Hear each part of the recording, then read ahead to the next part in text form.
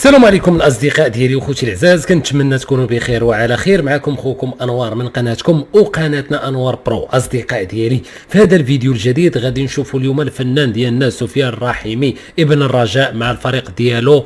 اليوم سجل ثنائيه رائعه جدا، وهنا كيبرهن الوليد الركراكي بان سفيان الرحيمي خاصك ضروري تحضروا لنا في المونديال ديال قطر 2022. اصدقاء ديالي، غادي نخليكم تشوفوا التحركات ديال سفيان الرحيمي والثنائيه اللي سجلها. نتوما شوفوا وحكموا، عطوني الاراء ديالكم من خلال التعليقات. الى عجبكم الفيديو ما تنساوش تشجعونا بلايك، راه اللايك ديالكم مهم بالنسبه لي وكيخلي الفيديو يوصل لجميع المغاربه في جميع انحاء العالم. اصدقاء ديالي، باش ما نطولش عليكم ندوزو نشوفوا التحركات ديال سفيان الرحيمي والاهداف ونتلاقاو في النهايه ديالو.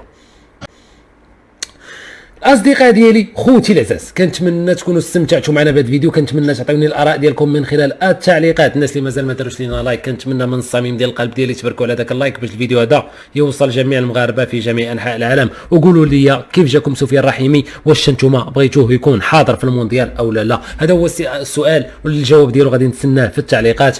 الناس اللي ما مشتركينش في القناه كنتمنى يشتركوا ويفعلوا الزر ديال الجرس باش توصلوا دائما بالجديد ديالنا على قناتكم وقناتنا انوار برو. تهلاو في راسكم. السلام عليكم.